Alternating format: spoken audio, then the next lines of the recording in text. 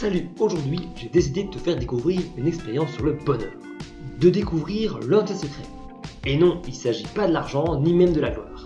Le genre d'expérience qui m'a dit waouh, quand même balèze.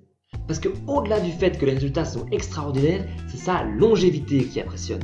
Je te présente la plus longue expérience sur le bonheur.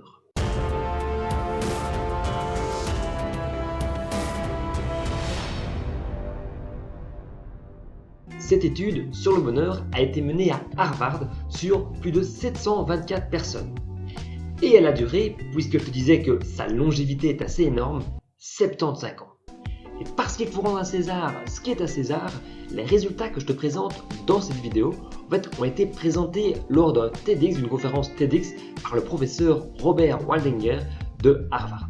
Je te mets évidemment le lien en description. Tout commence en 1938. Dans les participants, on retrouve tant des élèves d'Harvard que des personnes de milieux parfois défavorisés. On leur a posé des questions toute leur vie. Il y en a qui sont devenus maçons, d'autres docteurs, et il y en a même un qui est devenu président. Pour l'anecdote, il s'agit de Kennedy. Après ton analyse, qu'est-ce qui en ressort? Est-ce que le métier est si important? Ou plutôt, quel est le facteur qui serait le plus important pour notre bonheur? La réponse pourrait tenir en une seule phrase. Les bonnes relations nous rendent plus heureux et en meilleure santé. Voilà, c'est tout. Abonnez-vous là, merci, à la prochaine vidéo, salut. Alors non, ne partez pas. Oui, les relations, mais on va voir 3 grandes leçons qui sont tirées de cette étude directement maintenant. Leçon numéro 1, les connexions sociales sont bonnes pour nous, la solitude non. Élémentaire mon cher, tu vas me dire. Alors oui, les personnes qui sont connectées socialement à leur famille, à leurs amis, à leur communauté vivent plus longtemps, sont en meilleure santé et sont plus heureux.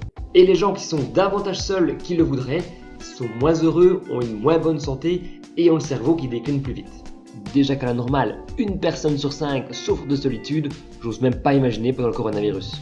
Mais avoir des relations sociales, c'est bien, mais ce qui est d'autant plus important, c'est la leçon numéro 2, c'est l'intensité qu'on a avec ces relations. Comme dirait l'adage, ce n'est pas la quantité qui importe, mais la qualité. Et pour les relations, ça fait pas exception. On peut très bien être dans une foule entourée de gens et ne pas se sentir heureux. On peut également se dire je suis au mariage, je suis jamais seul au quotidien et pourtant être malheureux. Vers le milieu d'expérience, ils ont essayé de prédire à 80 ans quel serait le facteur qui serait plus important pour déterminer qui serait en meilleure santé et heureux. Et à 50 ans, ce n'est pas le niveau de cholestérol qui est importé, mais le niveau des relations, la qualité des relations. Et c'est la leçon 3 qui a été découverte, c'est que les relations ne font pas que du bien à notre niveau de bonheur, à notre santé, mais également à notre cerveau. Les personnes qui sont dans de bonnes relations auraient la mémoire qui resterait plus aiguisée plus longtemps, alors que ceux qui ne le sont pas auraient le cerveau qui déclinerait plus vite.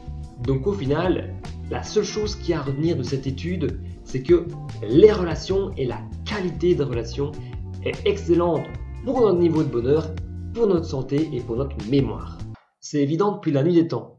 Pourtant, on continue à faire des recherches sur la poursuite du bonheur, comment être heureux, etc. Et c'est d'autant plus dur, en plein milieu du confinement, de maintenir des relations, de pouvoir reprendre contact, ce genre de choses, avoir des contacts réels en physique. Mais bon, ça demande de l'investissement. Il y a moyen d'avoir, à travers WhatsApp, à travers des applications, de se voir en vrai, de parler. Alors, plutôt que de faire une activité qui te ferait perdre ton temps, un jeu ou regarder des mauvaises nouvelles sur le journal, pourquoi ne pas se concentrer sur tes relations, finalement, qui serait le facteur sur cette étude pour ton bonheur. C'est la première fois que tu arrives sur cette chaîne, bienvenue sur Stratévie. On y parle de comment être heureux. Donc si le sujet du bonheur, de comment être heureux, du bien-être t'intéresse, je t'invite avant de partir à t'abonner. Tu peux également regarder une autre vidéo ici autour de moi. Et moi d'ici la prochaine vidéo, je te dis salut.